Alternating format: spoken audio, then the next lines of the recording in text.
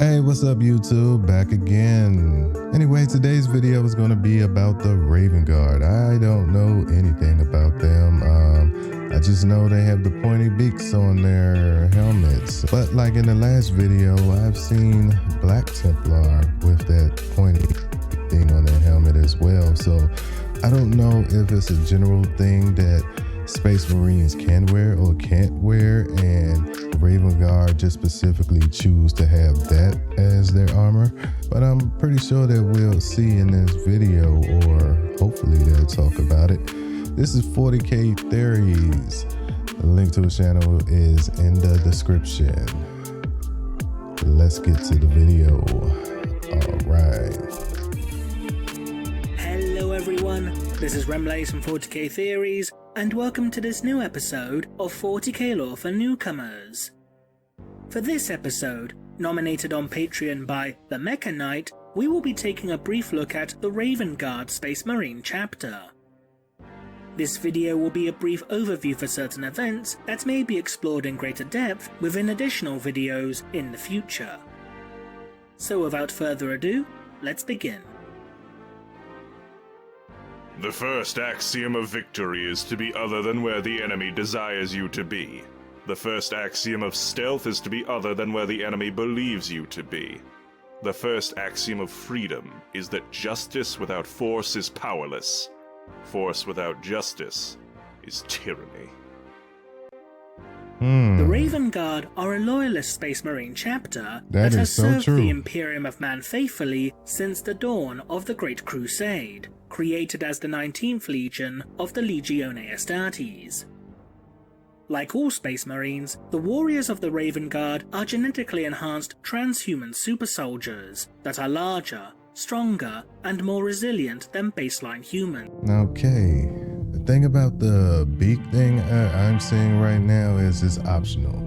So I think that answers the question. It all depends on how the artist who is drawing it or writing about it wants to depict them. Got it. Unlike the majority of Space Marine chapters, the Raven Guard are a chapter that specializes in the arts of infiltration, reconnaissance, and guerrilla warfare. They are experts in operating behind enemy lines, stalking their targets from the shadows before delivering a devastating and precise surgical strike at their foe's weakest point.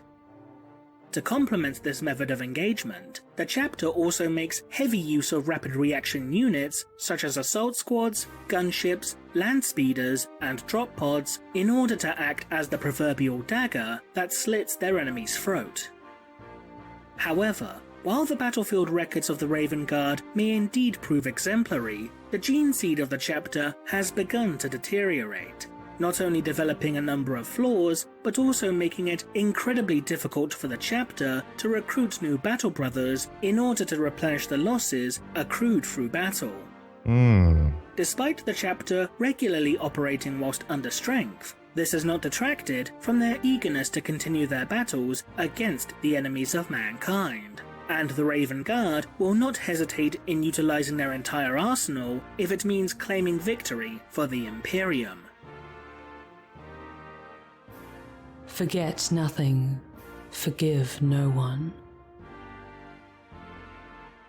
Originally the 19th Legion of the Legione Astartes, the initial incarnation of the Raven Guard would first make their presence known during the course of the Terran Unification Wars. During this particular period of time, the Raven Guard would often be utilized to perform a number of covert assassinations in order to crush any faction that refused to submit to the Emperor. These dudes are the Green Beret of the Astartes. Okay, I'm getting it. These are special ops right here. Behind enemy lines, assassinations, guerrilla warfare tactics. The Salamanders are more like the National Guard or the protectors of people. Most of the other Astartes that I've ran across or done any kind of videos on would resemble something like either the regular army or the Marines in certain aspects. These guys are little Rambos. Just drop them in and let them wreak havoc. In addition, not only would the 19th Legion continue to excel in the art of infiltration, but the Legion would also make frequent use of terror tactics in order to weaken the morale of their foes. The Legion would prove instrumental in the conquest of the nation-state of Ursh, a region comprised of what formerly had been Russia and Central Asia, which was ruled over by a techno-barbarian warlord known as Callaghan of Ursh. At the dawn of the Great Crusade, during the liberation of the Sol system, the 19th Legion would take part in numerous conflicts, most notably the Scouring of Lysithea, where the Legion would liberate the Jovian moons from their Xenos occupiers. However, the cost incurred by the Legion during this particular campaign was incredibly high, resulting in an extreme number of casualties, both civilian and Astartes alike. It is even implied that a significant number of warriors who took part in the liberation of Lysithea had received severe psychological trauma due to the horrors witnessed and atrocities committed during the course of the conflict. A high number of the That kind of like bothers me or throws me off. Anytime I hear that from any of the Legions mental, it just doesn't make sense. I thought these were battle-hardened, all-or-nothing, one-minded, soldiers and stuff like that. Like, they have seen so much blood because they've spilled so much blood.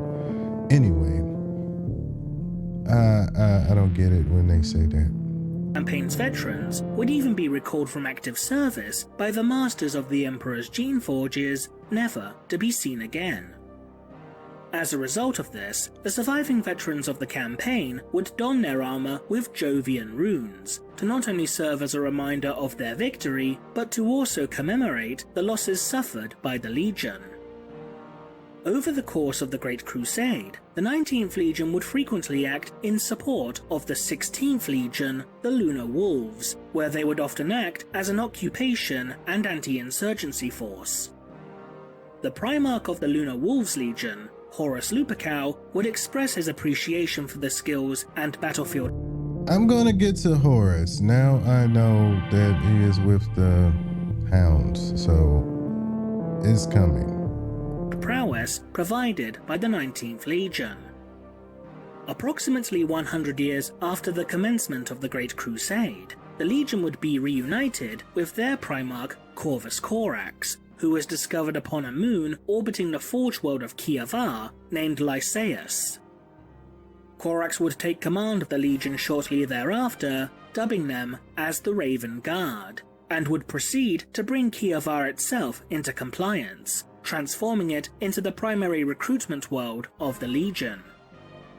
After Kiavar was brought into the Imperial fold, the world's forges would begin manufacturing a number of specialist vehicles for the Legion, such as the Whisper Cutter light transport and the Shadowhawk, a stealth variant of the Thunderhawk gunship.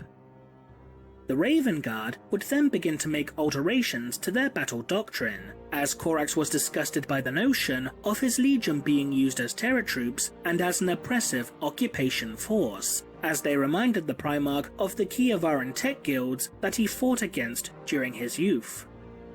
Corax would instead transform the Legion into one that would specialize in stealth and guerrilla warfare. Over time, tensions would begin to arise between the Raven Guard and the Lunar Wolves legions, which would come to a head during a battle against a Xenos force that called itself the Unsighted Kings. This battle would become known in historical records as the Battle of Gate 42. Despite Corax's concerns, Horus would order for the Raven Guard to launch a full frontal assault against the Xenos, an act that resulted in the Raven Guard suffering heavy casualties, reducing the number of warriors within the Legion to a mere 80,000. Corax was so enraged that the lives of his gene sons were so casually discarded that he swore to never serve under Horus's command again. Not long after this, Corax would begin regarding many of the Legion's Terran elements with distrust and suspicion. Eventually this resulted in the Primarch banishing many Terran-born Astartes, such as high-ranking officers or veteran squads, from his legion, sending them on various crusades in order to, in the Primarch's eyes, keep his legion pure, as he disagreed with their methods of waging war. When Horus revolted against the Emperor, instigating the conflict known as the Horus Heresy, the Raven Guard would remain loyal to the Imperium. The Legion would be one of several that were dispatched to the world of Istvan V, where Horus and his allies were currently stationed, in order to quash Horus's nascent rebellion. However, the Legion would be utterly decimated when they, along with the Loyalist Salamander and Iron Hands legions, were betrayed by the Word-Bearers, Night Lords, Iron Warriors, and Alpha Legion, who in secret had sided with Horus. Roughly 90% of the Raven Guard Legion was destroyed during the ensuing massacre. Wow. While Corax and a small number of Raven Guard would escape, those that couldn't would join up with surviving elements of the Salamanders and Iron Hands, becoming known colloquially as the Shattered Legions, and would continue to wage a guerrilla war against the traitor forces. Corax would lead the bulk of the Raven Guard to Terra, in hopes of obtaining the Emperor's aid in rebuilding his legion. Sorry, I think he's cool as fuck. He just flies around with a whip. I know that would just look awesome in real life. Sorry. I did a fanboy thing. Anyway. This would result in the undertaking of the Raven Guard's Raptor project, which initially provided promising results. But the project would ultimately be sabotaged by a cadre of Alpha Legion double agents, which resulted in a number of aspirant raptors being transformed into shambling, monstrous creatures. Unable to replenish their losses to a significant degree, the Raven Guard was seen as no longer being a major threat to Horus's forces, although the remnants of the Legion, now reduced to a handful of small guerrilla forces, would continue to harass the traitor legions whenever they could.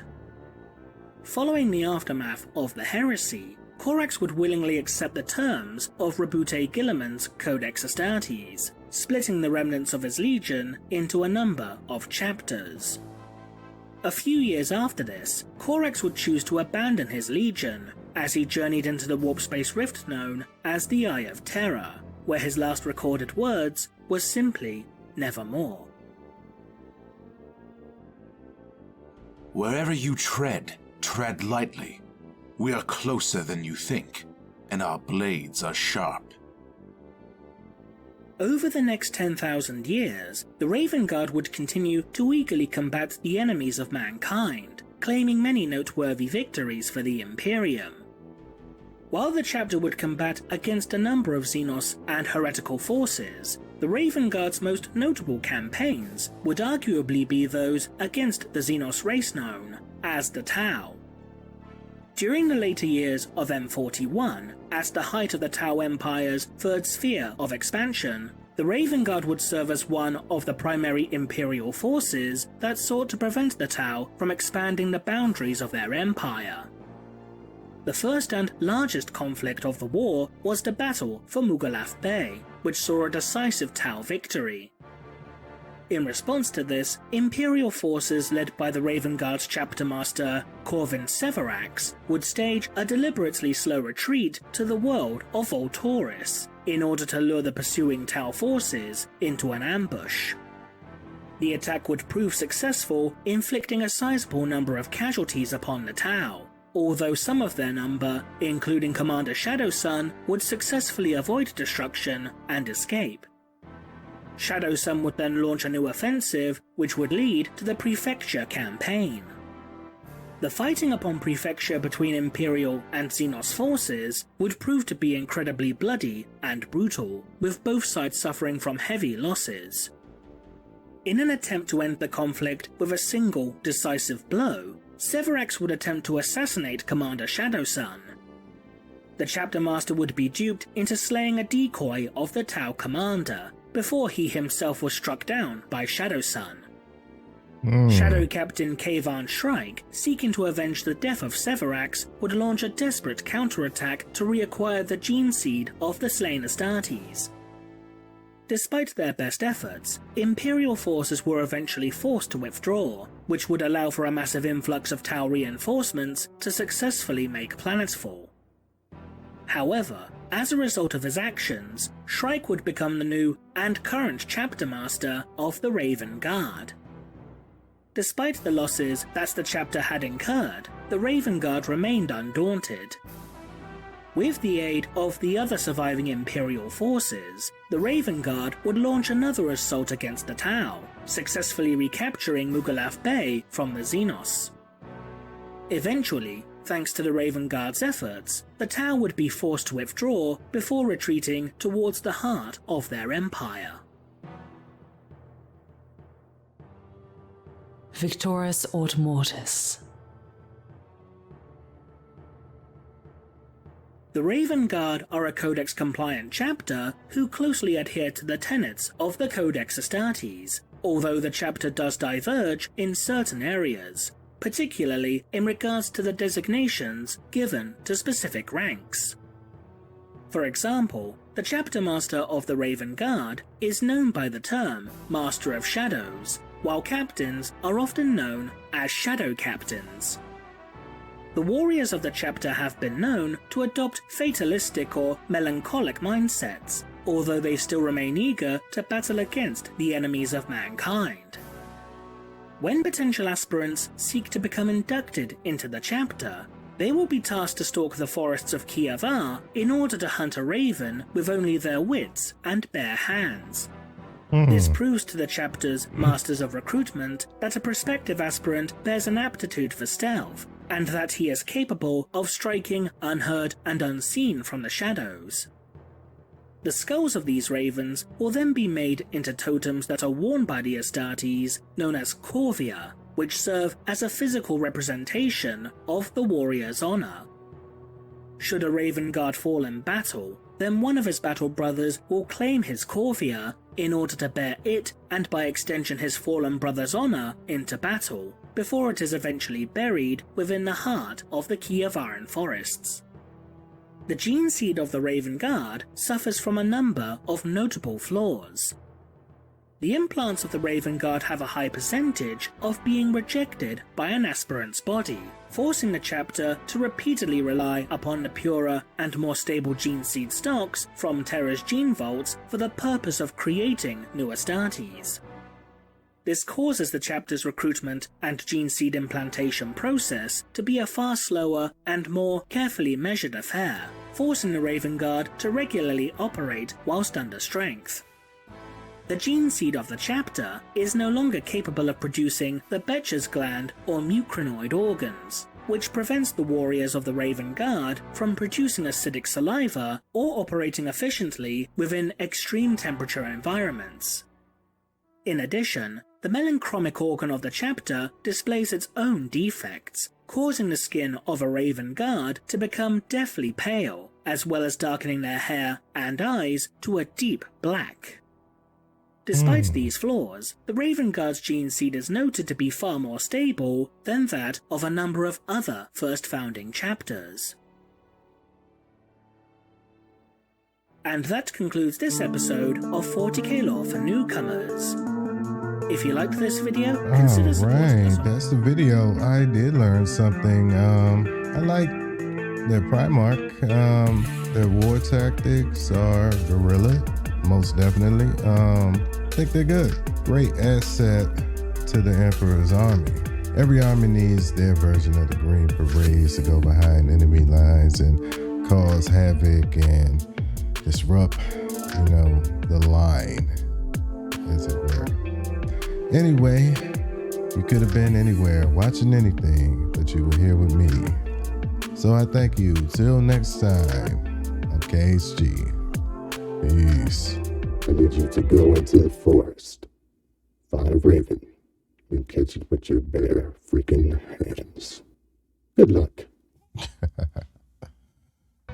like the way you die, boy. You need help.